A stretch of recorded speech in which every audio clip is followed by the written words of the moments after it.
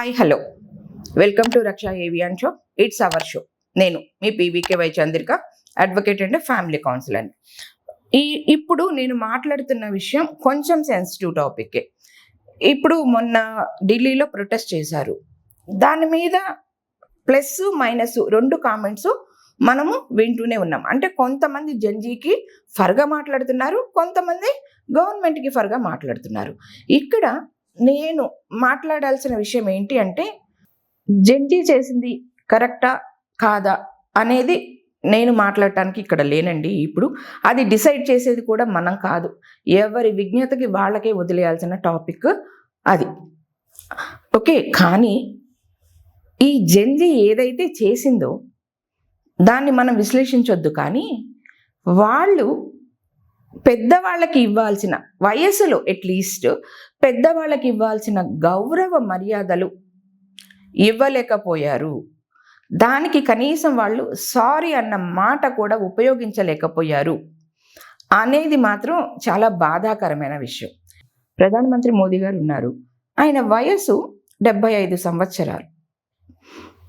సరే, తర్వాత ఆయన హోదా ఏంటి?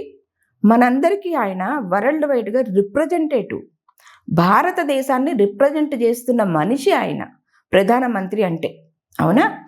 అతనికి మీరు ప్రొటెస్ట్ చేయండి, ఎవరు కాదంటల్లా. కానీ అతనిని ఒక ప్రైమ్ మినిస్టర్ని మీరు మాట్లాడాల్సిన మాటలు మాట్లాడారా? పోనీ మీరేమైనా చిన్న పిల్లలా? మోర్ దాన్ ఒక్కొక్కరికి 25 years దాటే మీకు పనే పాట లేదా? నీట్ ఎగ్జామ్ రాస్తున్నారా మీరు? నీట్ ఎగ్జామ్ని ఆపటం కోసం, లేదా నీట్ ఎగ్జామ్లో పేపర్ లీక్ అయితే దాన్ని స్టాప్ చేయటానికి, ధర్మేంద్ర ప్రధాన్ని రాజీనామా చేయటానికి మీరందరూ ఎందుకు వస్తున్నారు రోడ్ల మీదకి? ఓకే, వచ్చారు, గౌరవప్రదంగా చేయండి ప్రొటెస్ట్. ప్రపంచమంతా ఇండియా వైపు చూడదా? ఇండియాలో జరుగుతున్న ప్రొటెస్ట్ కోసం రాయదా? ఖచ్చితంగా రాస్తారు. ఏమని రాస్తారు? ఇండియాలోనే వాళ్ళ ప్రైమ్ మినిస్టర్కి వాళ్ళే రెస్పెక్ట్ ఇవ్వట్లేదు అని రాస్తారు. ప్రపంచం ముందు మనం తలదించుకునేలాగా రాస్తారు. ఇది కరెక్టేనా? మీరు చదువుకున్న వాళ్ళే కదా, మరి నీట్ ఎగ్జామ్ కోసం వచ్చారు అంటే, ప్రొటెస్ట్ చేయడానికి వచ్చారంటే మరి మీరందరూ చదువుకున్న వాళ్ళనే అనుకుంటాం. మరి ఆ చదువుకునే వాళ్ళలో 2680 మంది అసాంఘిక శక్తులు ఎందుకు ప్రవేశించాయి? మీరవన్నీ చెక్ ఎందుకు చేసుకోలేదు? ఒక ప్రైమ్ మినిస్టర్ని తిట్టే దాని మీద ఉన్న శ్రద్ధ మీకు మీ పోరాటంలో అనొచ్చు, లేకపోతే మీరు చేస్తున్న ధర్నాల్లో అనొచ్చు, అసాంఘిక శక్తులు ఎంటర్ అయితే అది ఎందుకు చూసుకోలేకపోయారు? ప్రధానమంత్రి మోదీ గారి అమ్మ మిమ్మల్ని ఏం చేసింది? ఆవిడ ఎప్పుడైనా మీరు అసలు కలిసారా? ఆవిడ ఎప్పుడైనా మీతో మాట్లాడారా? చనిపోయారు ఆవిడ. చనిపోయిన వాళ్ళకి వాళ్ళు ఎలాంటోడైనా వాడికి రెస్పెక్ట్ ఇవ్వాలి అనుకుంటాం కదా మనం. మరి మినిమం సెన్స్ లేదా? 25 ఏళ్ళ ఒక అమ్మాయి ఏమని మాట్లాడింది? ప్రధానమంత్రి మోదీ గారిని, ఆమె తల్లిని ఎఫ్ వర్డ్ యూజ్ చేసి మాట్లాడింది, లేదా అదంతా రెచ్చగొట్టేలాగా మాట్లాడింది. అందుకని ఏం చేశారు? ఆమె మీద క్రిమినల్ కేసులు పెట్టారు. తప్పేముంది?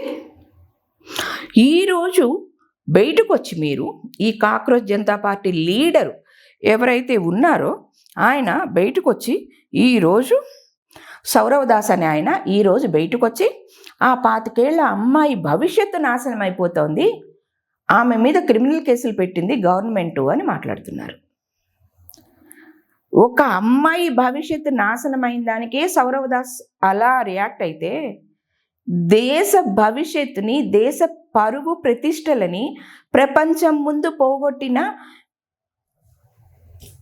మిమ్మల్ని ఏమనాలి మేము? మీ మీద ఎలాంటి క్రిమినల్ చర్యలు తీసుకోవాలి? ఒక మనిషి ఎక్కువ, ఒక దేశం ఎక్కువ అంటే ఖచ్చితంగా దేశమే ఎక్కువ. ప్రధానమంత్రి గారిని అడిగారు ఎవరు, ఏమని అంటే, మీరు ఎందుకు కామ్గా ఊరుకున్నారు, మిమ్మల్ని ఈ విధంగా ఏదైనా నా దగ్గర ఉందండి చూస్తాను.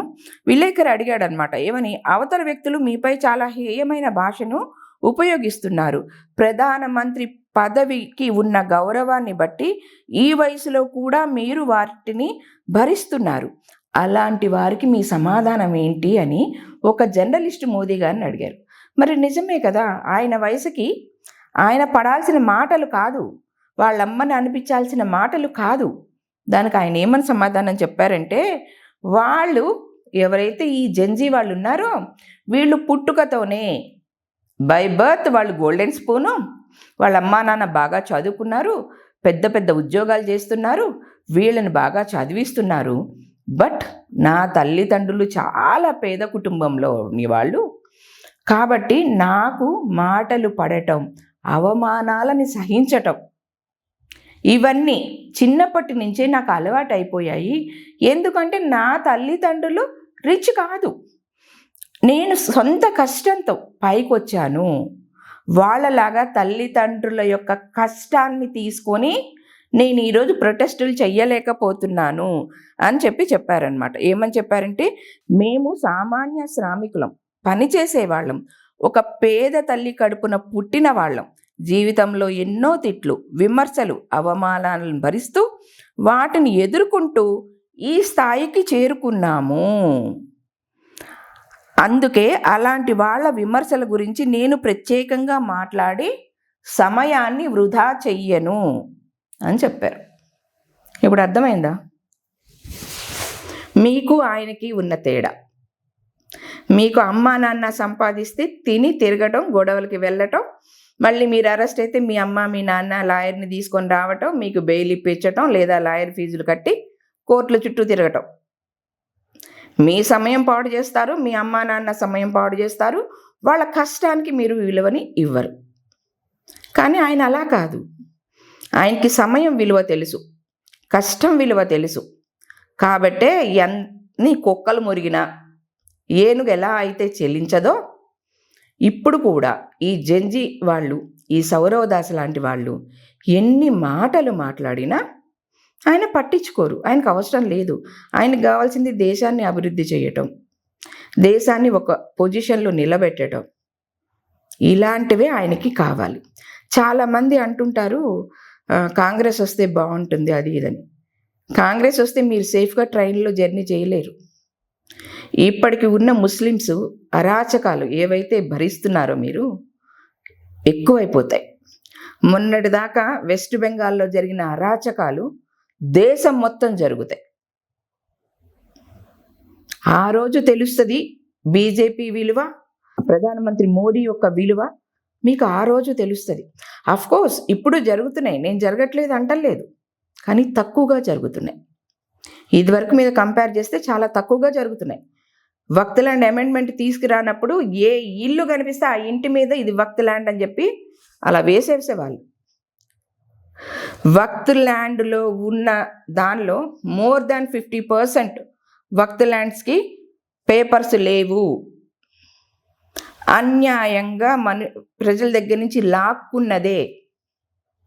మీ ఇల్లు ఉందండి, మీరు ఒకళ్ళు ఇల్లు కట్టుకున్నారు, మీ ఇంట్లోకి ఎవడో బలవంతంగా వచ్చి కొన్ని నెలలు ఉన్నారు, తర్వాత మళ్ళీ మీరు వెళ్ళి మీ ఇంటిని మీరు ఆక్యుపై చేశారు.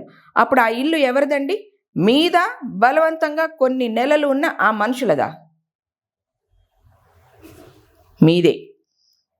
అలాగే ఫస్ట్ నుంచి భారతదేశంలో ఉంది సనాతన ధర్మం.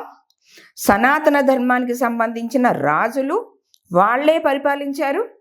వాళ్ళ నుంచి కొంతకాలం ముస్లిమ్స్ చేతిలోకి, తర్వాత బ్రిటిషర్స్ చేతిలోకి మన ఇండియా వెళ్ళింది. తర్వాత మన స్వతంత్రాన్ని మనం తెచ్చుకున్నాం, మళ్ళీ మనం సనాతన ధర్మాన్ని వెనక్కి తెచ్చుకున్నాం. ఇప్పుడు ఆ ముస్లిమ్స్ కాలంలో ఏదైతే జరిగిన అరాచకాలు ఉన్నాయో, ప్రతి ల్యాండ్ మాదే అంటే మీరు ఒప్పుకుంటారా? మీ ఇల్లుని ఇంకొకటి ఆక్యుపై చేస్తే మీరు ఒప్పుకుంటారా? లేదు కదా. సేమ్ ఇది కూడా అంతే.